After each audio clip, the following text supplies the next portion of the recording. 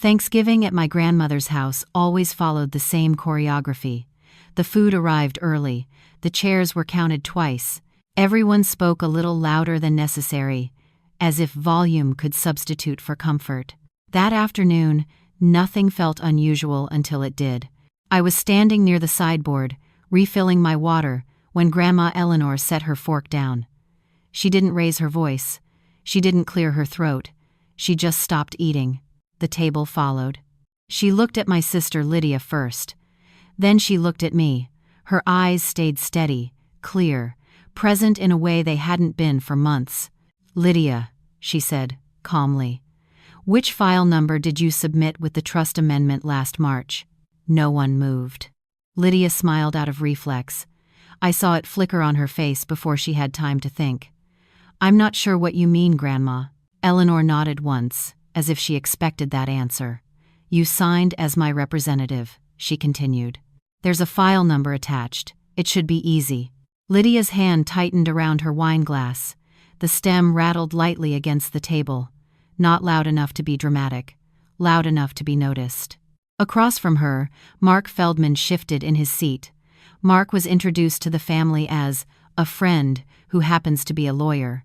He'd been present at holidays before, always neutral, always careful. Now, he was studying the edge of his napkin as if it required immediate legal review. I didn't say anything. I didn't need to.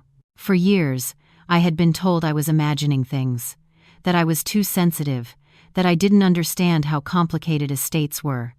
Every concern I raised was met with reassurance wrapped in impatience.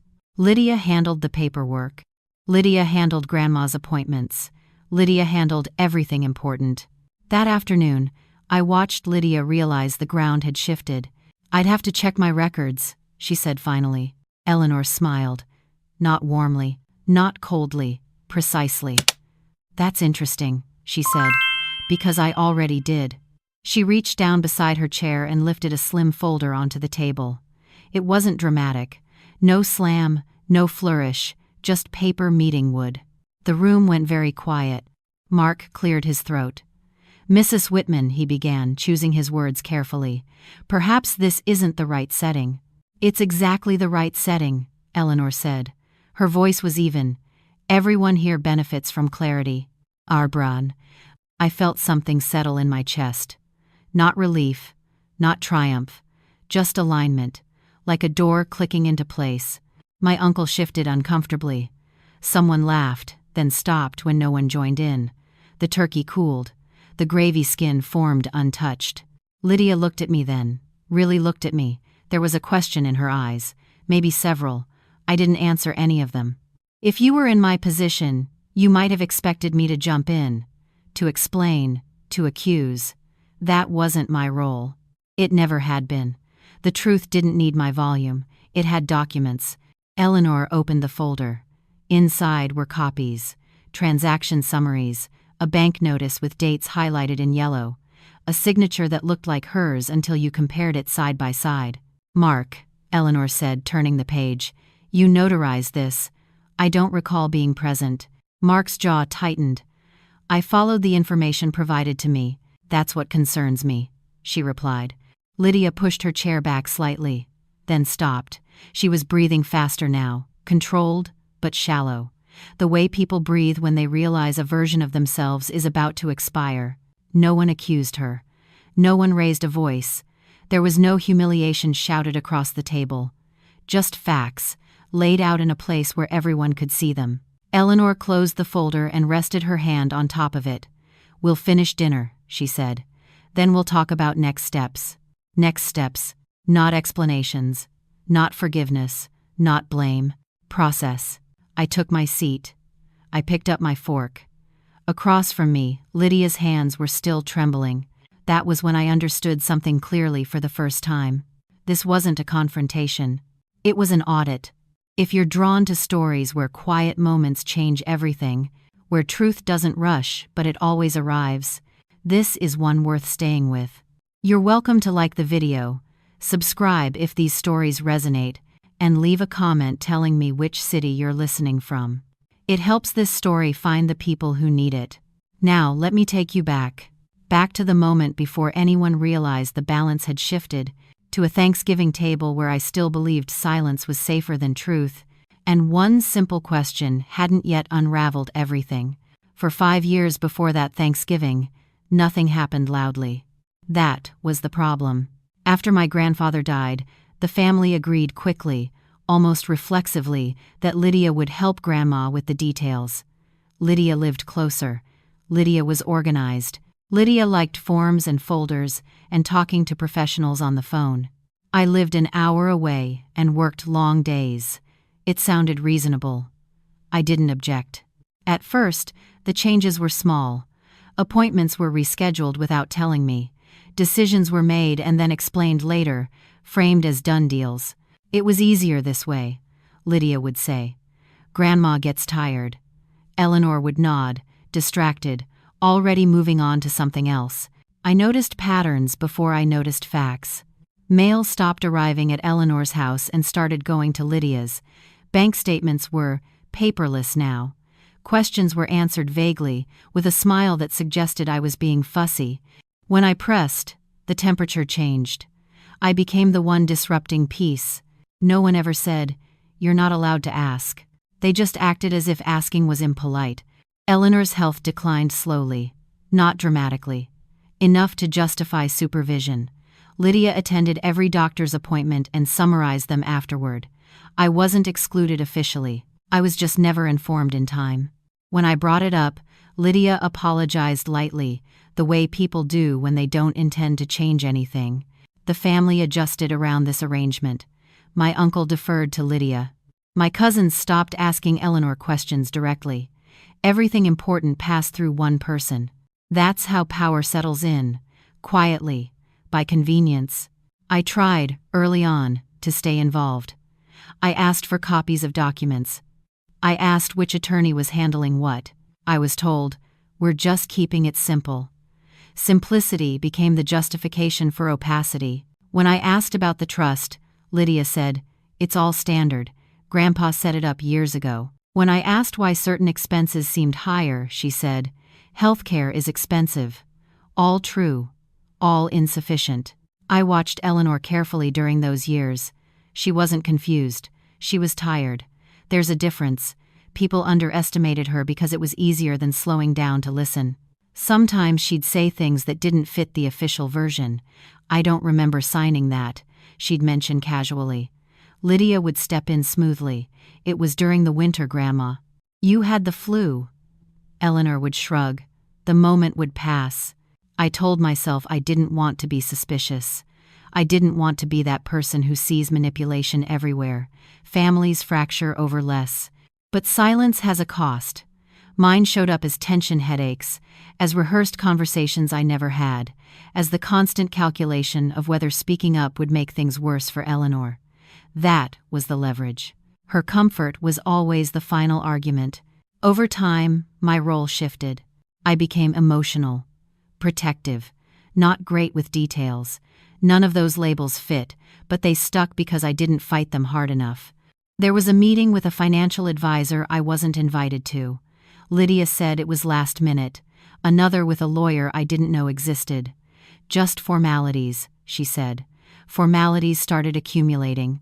I did what many people do when something feels wrong but isn't provable yet. I watched. I listened. I saved emails. I took notes after phone calls. Not because I planned to use them. Because writing things down helped me trust my own memory. The family didn't see that as restraint. They saw it as withdrawal. "Why don't you come around more?" my aunt asked once, as if proximity alone would restore balance. I didn't answer honestly. The truth was, being present without agency is its own kind of erasure. Eleanor noticed, though. She didn't comment directly. She just started asking me quieter questions when Lydia wasn't in the room. Small ones. Specific ones. The kind that don't accuse but don't forget either. Those moments mattered. They reminded me that this wasn't about rivalry or resentment. It was about stewardship. About who gets to speak when the person at the center grows quieter. By the 5th year, the arrangement felt permanent. Lydia had authority without accountability. I had concern without access. The family had peace, as long as no one looked too closely. That's what toxic normalcy looks like. Nothing obviously wrong, just enough imbalance to make truth inconvenient. And then, one misplaced bank notice landed in my mailbox. For the first time, the numbers didn't match the story. I didn't confront anyone. I didn't accuse Lydia. I didn't rush to Eleanor with alarm in my voice. I sat with the document and felt something unexpected. Clarity. Not certainty. Not outrage. Just the quiet sense that watching was no longer enough. The bank notice was thin, white envelope, no logo on the front, the kind of mail people open without thinking. I almost recycled it unopened. Eleanor's name was printed beneath mine, the address slightly off my apartment number missing a digit, a forwarding error, that small. Inside was a routine notification. No accusation, no warning. Just a summary of an account activity review and a balance figure that didn't align with anything I'd been told. I read it twice, then a third time. The account number looked familiar. I'd seen it years ago, back when Grandpa was alive and still insisted on paper statements. The balance, however, was lower. Not catastrophically, just enough to be wrong. If you were in my position, you might have felt a surge of adrenaline. I didn't. What I felt was irritation, the kind that comes from realizing someone assumed you wouldn't notice. I called the bank. I didn't explain the family situation. I asked procedural questions, verification questions. The representative was polite, cautious, and very clear about what she could and couldn't say. There was a transfer authorized under a power of attorney, she told me. Everything appears compliant. Which power of attorney? I asked. She paused. The most recent one on file. Recent. That word stayed with me. I thanked her and hung up. I didn't call Lydia. I didn't call Eleanor. I made tea. I sat down.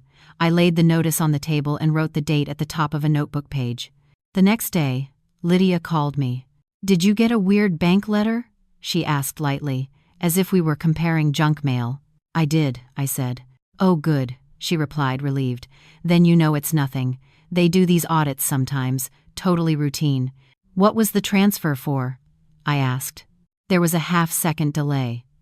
Lydia covered it well, but I heard it. "Medical expenses," she said, "and some estate planning adjustments." "Which ones?" I asked. "Why does it matter?" Her tone was still pleasant, firmer now. "Grandma doesn't need to be stressed with all this." That was the pivot. The moment concern becomes control. "I'm not stressing her," I said. "I'm asking you." She sighed. "You're reading too much into this. Mark handled everything. It's all documented. Then it should be easy to show me," I said. Another pause. Longer this time. "I don't think that's necessary," Lydia said. "You're not a trustee." I didn't say I was. Artsy. She changed tactics then. "I just don't want you upsetting Grandma over something that's already settled." Settled. Another word that assumed agreement without consent. That evening, I visited Eleanor. Lydia wasn't there. She rarely was unless it was scheduled. Eleanor was folding napkins at the kitchen table, slowly, carefully. I didn't bring up the bank notice right away. We talked about the weather, about a neighbor she missed, about nothing. Then she said, without looking up, "Your sister worries you don't trust her." I chose my words carefully. "I trust processes," I said, "not shortcuts." Eleanor nodded. "That sounds like you." I handed her the notice. She didn't react immediately. She adjusted her glasses. She read every line. When she finished, she folded the paper once and placed it beside her napkins. "I don't remember authorizing this," she said. "I know," I replied. She looked at me then. Fully. Measuring. "Lydia said you'd misunderstand," she said. "I'm not misunderstanding," I said. "I'm noticing." We sat in silence for a while. It wasn't heavy. It was deliberate. "I didn't want conflict," Eleanor said finally. "After your grandfather died, everything felt fragile." "I know," I said. "That's why I waited." She reached for my hand. Her grip was steady. "Waiting has costs," she said. That was the first time she acknowledged the imbalance out loud. The next week, Lydia called a family group chat. She suggested a meeting. casual, just to get everyone on the same page. The pressure came quickly after that, messages about unity, about how families shouldn't argue over money, about how I was creating tension. No one accused me directly. They didn't need to. The implication did the work. I didn't defend myself. I didn't share the notice. I didn't correct the narrative. That surprised them. Silence unsettles people who rely on reaction. Behind the scenes, Eleanor asked me to help her request copies of her documents, formally, in writing. We sent certified letters. We asked for file numbers, dates, authorizations. Nothing dramatic. Just questions that required answers. Lydia noticed the shift immediately. "Why are you doing this now?" she asked me one evening, her voice tight. "Because now it matters," I said. "You're overcomplicating things," she replied. "No," I said. "I'm clarifying them. I'm sad." That was the moment I stopped trying to be understood. The trigger wasn't the money. It was the assumption that I wouldn't check. Once that assumption broke, everything else followed. The shift didn't announce itself. There was no confrontation, no raised voices, no dramatic declaration that things would be different. Power rarely moves that way. It moves when attention changes direction. After the certified letters went out, I stopped initiating conversations. I didn't call Lydia to follow up. I didn't remind Mark Feldman of our requests. I waited. Waiting, this time, wasn't avoidance. It was placement. I had put the burden where it belonged. Responses arrived slowly. Carefully worded emails, polite delays, requests for additional time. Each message confirmed the same thing. They were adjusting to a new reality. Eleanor watched all of it with quiet interest. She asked me to sit with her one afternoon while she reviewed copies of her estate documents that had finally arrived. We spread them across the dining table, trust agreements, powers of attorney, amendments with dates that clustered tightly around periods she barely remembered. "I don't like that," she said, tapping one page. "Too many changes at once." "It's unusual," I said. "I didn't say unethical. I didn't need to." She leaned back in her chair. "Your grandfather always said patterns tell the truth faster than people." That was the moment I realized she hadn't been passive. She had been patient. The real turning point came the day Eleanor told Lydia she no longer needed her to attend every appointment. "I want Caroline with me this time," she said, in front of everyone. Lydia's reaction was immediate but controlled. "Of course," she said. "Whatever makes you comfortable." Her smile didn't reach her eyes. In the car afterward, Eleanor said nothing. She didn't explain. She didn't apologize. She didn't justify the choice. That silence was deliberate. She was practicing something she hadn't needed to practice before: autonomy. At the appointment, Eleanor asked the questions herself. Slow, specific. The doctor responded directly to her, not through an intermediary. When paperwork came out, Eleanor read it, signed it, took copies. Later, over coffee, she said, "I forgot what it felt like to be addressed." That sentence stayed with me. Lydia's calls increased after that, not accusatory, concerned. She framed her objections as worry. "You know how Grandma gets overwhelmed," she said. "I'm just trying to help." "I know," I replied. "Helping works best when it's invited." She laughed lightly. "You've always been dramatic." "I've always been observant," I said. That was the last time I corrected her. Eleanor made a decision quietly. She asked me to accompany her to a private meeting with an independent attorney, one Lydia had never worked with. We didn't announce it. We didn't seek permission. We scheduled it like any other appointment. The attorney, a woman named Susan Keller, reviewed the documents without commentary at first. She asked Eleanor questions directly, clarifying questions, memory questions, capacity questions. When she finished, she folded her hands on the table. "There are inconsistencies here," she said. "Nothing that can't be addressed, but it will require transparency." Eleanor nodded. "I'm ready for that." That was the transfer. Not of assets, of authority.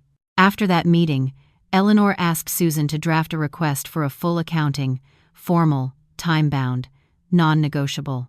She also requested that all future communications go through her directly, with me copied.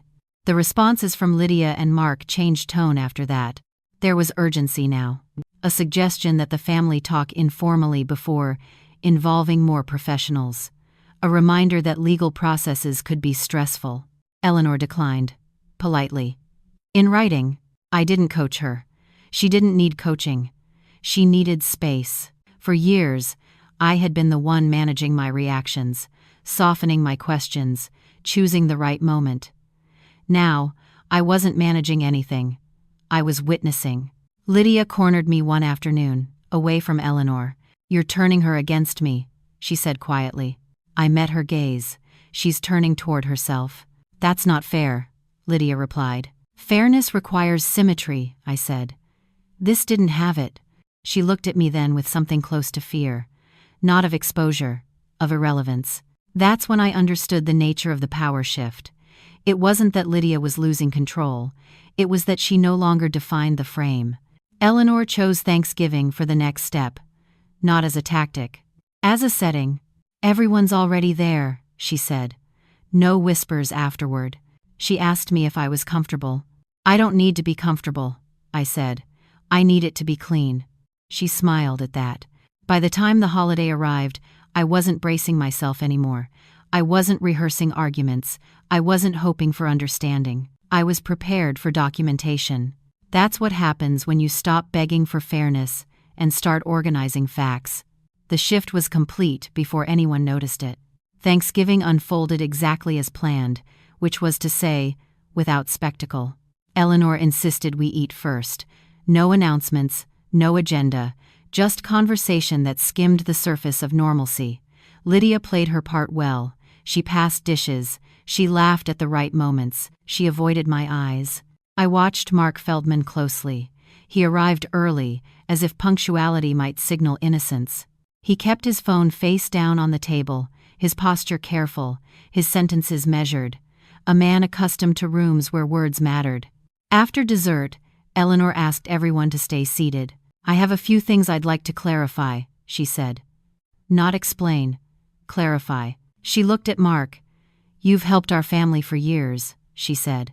So I'll start with you. Mark nodded. Of course. Eleanor slid the folder across the table. The same one she'd opened earlier, now thicker, organized, labeled. These are copies of my trust amendments from the last 3 years, she said, along with transaction records from accounts associated with them. No one interrupted. I'd like you to explain why amendments dated April and June list my capacity as confirmed when I was hospitalized during one and out of state during the other. Mark adjusted his glasses. The documentation I received indicated, from whom? Eleanor asked. He hesitated. From Lydia. The word landed cleanly. No emphasis. No accusation. Just sequence. Lydia leaned forward. I was acting on Grandma's behalf, she said, with her best interests in mind. Eleanor turned to her. Then you'll have no issue explaining the withdrawals. She opened the folder again and laid out 3 pages. Transaction summaries, highlighted entries, dates aligned neatly in a column. These transfers, Eleanor said, tapping the paper, were not discussed with me. They were not for medical expenses, and they were not temporary. Lydia's voice tightened. They were reimbursements. For what? Eleanor asked. For time, Lydia said quickly. For caregiving. For managing everything. Eleanor nodded slowly. Then they should be documented as compensation. They aren't. I spoke for the first time that evening. They're coded as discretionary distributions. Mark closed his eyes briefly. Susan Keller's letter sat in the center of the folder. Eleanor hadn't mentioned her yet. She didn't need to. The letterhead did the work. Mark cleared his throat. Mrs. Whitman, it appears there may have been a misunderstanding regarding authorization scope. Eleanor looked at him steadily. I want to be very clear, she said. I did not authorize unilateral control, and I did not consent to amendments without independent review. The room was silent, not stunned, focused.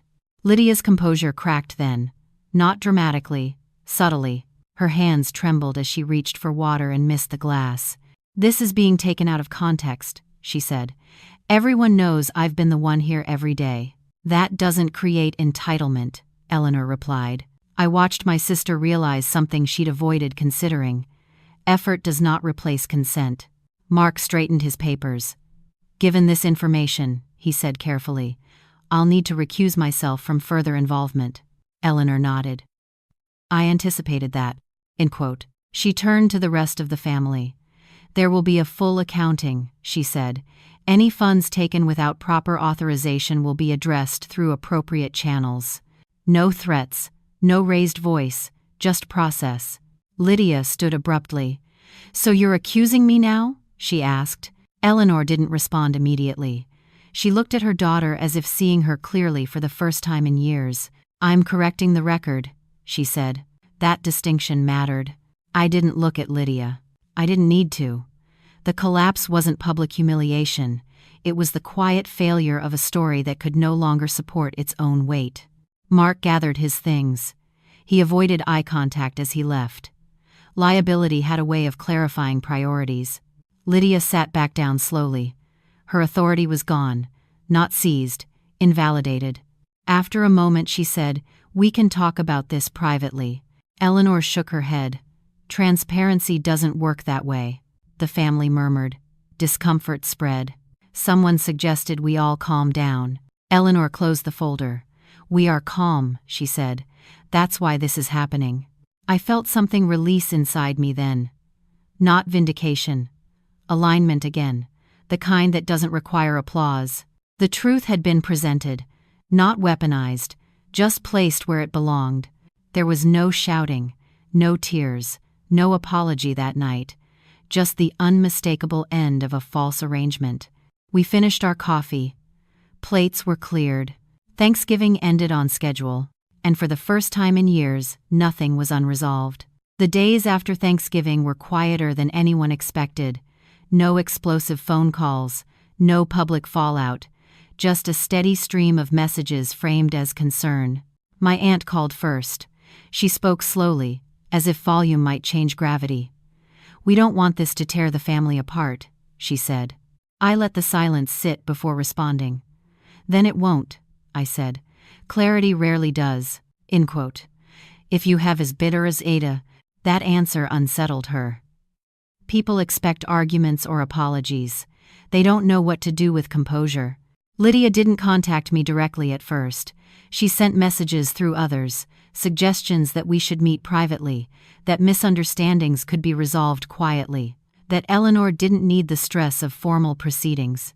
Eleanor read each message. She didn't respond. Instead, she instructed Susan Keller to proceed. A formal accounting request went out to every institution involved. Deadlines were set. Non-compliance clauses were clear. Eleanor signed each letter herself. Watching her do that was instructive. She didn't rush. She didn't hesitate. She asked for a pen with blue ink. She wanted the signatures to be unmistakable. Lydia finally called me 3 days later. "This has gone far enough," she said. Her voice was controlled, but the urgency had sharpened it. "We're family." "I agree," I replied. "That's why this has to be handled correctly." "You know what this looks like," she said. "People will talk." "People already talked," I said. "That's how we got here." She exhaled sharply. "So you're really going to let this turn legal?" "I'm not turning anything," I said. "I'm refusing to stop it." There was a pause. Then a shift. "Can you talk to Grandma?" Lydia asked. "Convince her to slow down." I didn't soften my tone. "She's not confused," I said. "She's decided." "Just hardovation." Lydia's voice dropped. "You think you've won." "I'm not competing," I said. "I'm closing a gap." She hung up without saying goodbye. The family meeting she'd proposed never happened. It couldn't. There was nothing to negotiate anymore. Process had replaced persuasion. A week later, Mark Feldman sent a brief email formally withdrawing representation and recommending independent counsel for all parties. His language was neutral, precise, the kind used when liability has been identified and distance is required. Eleanor read it once and deleted it. "I don't need apologies," she said. "I need alignment." That became her standard. There were attempts to reframe what had happened, to suggest intent mattered more than outcome, to ask Eleanor to consider Lydia's sacrifices, to appeal to history. Eleanor listened to each appeal. Then she declined them. "I'm not revisiting decisions that required courage," she said. "I've done enough of that in my life." She set boundaries in writing, visiting hours, communication channels, financial oversight protocols. Nothing punitive, everything clear. Lydia reacted by withdrawing. She stopped coming by. She stopped calling Eleanor. Silence became her final strategy. It didn't work. The accounting revealed what it needed to reveal. No drama, just numbers that spoke in full sentences. Eleanor didn't gloat. She didn't announce outcomes. She instructed Susan to handle restitution and compliance quietly. "This isn't about punishment," she said. "It's about restoration." For me, the shift was internal. I no longer monitored conversations for manipulation. I no longer weighed my words for approval. Boundaries had simplified everything. When family members asked where things stood, I answered plainly, "There's a process. It's being followed." Some accepted that. Some didn't. I didn't adjust. Refusing to compromise doesn't require aggression. It requires consistency. That was the consequence no one had prepared for. The departure wasn't announced. It never needed to be. Eleanor decided to move out of the house she'd lived in for 32 years. Not because it was unsafe, not because of memories, because it no longer reflected how she wanted to live. "I don't need rooms full of history," she said. "I need rooms that are manageable." We found a smaller place near the river. One floor, large windows, staff on site but not hovering. She chose it herself. Read every clause of the lease. Asked about emergency protocols. Signed without hesitation. Lydia wasn't consulted. On moving day, Eleanor packed only what she wanted. Photos, a few pieces of furniture. The rest she donated or gave away. Watching her decide what stayed and what went felt symbolic without trying to be. Lydia arrived unannounced that afternoon. She stood in the doorway, taking in the half-empty living room. Her voice was soft, almost careful. "You're really leaving?" "Yes," Eleanor said. "You didn't tell me. I didn't need approval." Lydia turned to me then. "You're behind this." I met her gaze. She asked. I assisted. There was a long pause. Lydia's composure slipped just enough to reveal panic. "Mom," she said, her voice breaking for the first time. "I was just trying to help." Eleanor looked at her steadily. "Help doesn't remove agency," she said. "It supports it." Lydia stepped forward. "We can fix this." Eleanor shook her head. "Fixing implies something is broken." "I'm not." That ended the conversation. Lydia stayed a moment longer, as if waiting for someone to soften. No one did. Eventually, she left. That was the last time she entered that house. For me, the departure was quieter. After Eleanor settled into her new place, I returned to my routines: work, evenings alone, weekends that no longer included emotional preparation. Lydia called once more. A short voicemail, no accusations, no explanations. "I don't know where I fit anymore," she said. I didn't return the call. Not out of cruelty, out of clarity. Some departures don't require closure conversations, they require acceptance. Eleanor thrived in her new space. She joined a book group, took walks by the river, hosted lunch for neighbors who didn't know her history and didn't need to. "I like being unknown again," she said. I visited often, not out of obligation, out of enjoyment. One afternoon, she handed me a small envelope. "In case anything happens," she said, "you don't need to open it." I didn't. The family adjusted. Invitations became selective. Conversations shortened. The dynamic reformed around absence. No one said Lydia had lost. They said she'd stepped back. They said she needed time. I didn't correct them. Departure doesn't need a narrative. It needs follow-through. The final shift came when Eleanor asked me to take over as her healthcare proxy.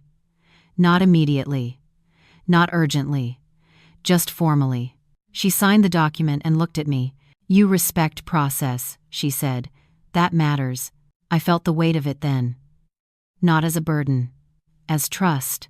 That was the real departure. Not from a house, not from a relationship, from a version of myself that waited for permission. Karma didn't arrive loudly. It didn't announce itself or demand acknowledgement. It unfolded the way consequences usually do, through patterns, not punishment. Lydia's absence became noticeable first in small ways. She stopped being the point of contact for anything. Doctors called Eleanor directly. Financial institutions copied only authorized parties. Group messages adjusted around her silence without comment. People adapt quickly when systems are clear. The formal accounting concluded within 3 months. Funds that had been transferred without proper authorization were returned through structured restitution. No lawsuits, no headlines, just corrected balances and amended records. Susan Keller handled everything with efficiency. When she finished, she sent Eleanor a final summary. Eleanor read it, nodded once, and filed it away. "I don't want to relive it," she said. "I want it behind me."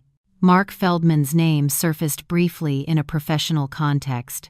He faced a review from his firm's ethics committee. Not public, not sensational, just a quiet recalibration of his career trajectory. He reached out once, through Susan, to express regret. Eleanor declined to respond. "I don't accept apologies that arrive after risk is removed," she said. Lydia's consequences were more subtle. Without access or authority, her role in the family lost definition. She moved to another city for a while, changed jobs, distanced herself from relatives who had relied on her as an intermediary. No one chased her, no one blamed her openly. But the trust she'd leveraged didn't regenerate. When family members spoke of her, they used the past tense. She used to handle that. She was good at organizing things. The present remained unassigned. Eleanor's life, by contrast, expanded. She made choices without consultation. She scheduled travel. She revised her will again, this time with full discussion and independent witnesses. "I forgot how simple honesty can be," she said one evening as we watched the river from her balcony. For me, the karma was internal. The vigilance I'd lived with dissolved. I stopped scanning for manipulation. I stopped rehearsing defenses. My relationships changed. Not because others behaved differently, but because I did. I asked clearer questions. I accepted clearer answers. When something didn't align, I didn't smooth it over. That clarity became contagious. Extended family members began approaching Eleanor directly. Not for permission, for conversation. The hierarchy flattened. There were moments of discomfort. Holidays felt different, smaller, quieter, but they were honest. One afternoon, months later, I ran into Lydia at a grocery store near Eleanor's old neighborhood. She looked thinner, not unhealthy, just unarmored. We stood across from each other, carts between us. "I heard Grandma's doing well," she said. "She is," I replied. "I'm glad," she said, and meant it. There was nothing else to say. We nodded. We moved on. That was karma. Not humiliation. Not revenge. Just alignment restored. People ended up where their choices placed them. Eleanor once told me, "Fairness isn't about equal outcomes. It's about honest systems." She was right. By the time everything settled, no one was asking who'd won. They were adjusting to what was real. Life didn't reset. It reorganized. Eleanor settled into a rhythm that felt intentional rather than inherited. Morning walks by the river, coffee at the same cafe, where the barista knew her order and nothing else about her. Weekly dinners with neighbors who asked about books instead of bloodlines. "I like being ordinary," she said once.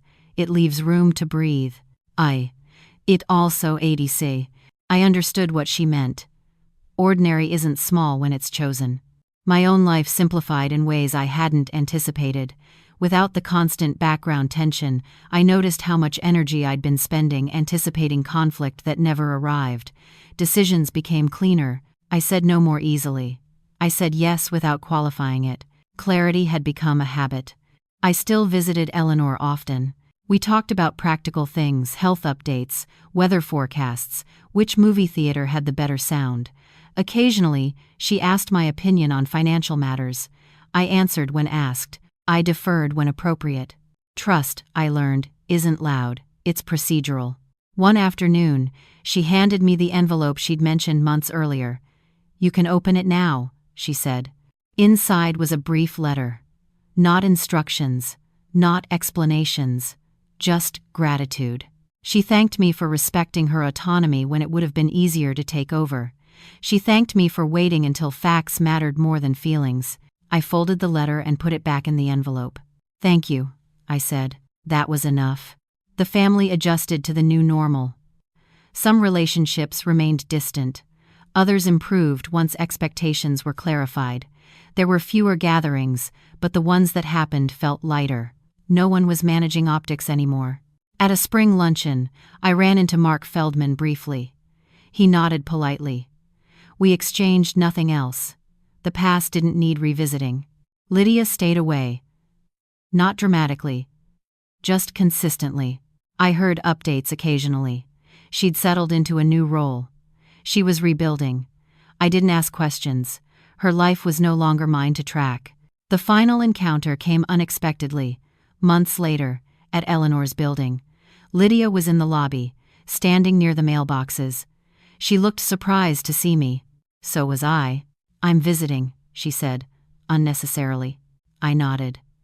"She'll be glad to see you." We rode the elevator together in silence. Not tense, just quiet. At Eleanor's door, Lydia hesitated. "I should have done things differently," she said. Not as a plea, as an observation. "Yes," I replied. That was all. Eleanor welcomed her without drama. They talked privately. I waited in the common area downstairs. When Lydia left, she nodded once at me. I nodded back. No reconciliation speech. No forgiveness montage. Just two adults acknowledging reality. Eleanor joined me later by the river. "She's figuring herself out," she said. "That's all anyone can do." We stood there for a while, watching the water move steadily forward. If there was a victory in all of this, it wasn't exposure or restitution. It was the absence of distortion, the relief of living without second-guessing what should be obvious. I learned something lasting from the experience. Power doesn't come from confrontation, it comes from documentation, boundaries, and the willingness to let silence do its work. Some stories end with closure. This one ended with continuity. Life went on, just clearer. If this story resonated with you, you're welcome to like the video or subscribe for more stories told with restraint and truth. And if you'd like, leave a comment sharing which city you're listening from.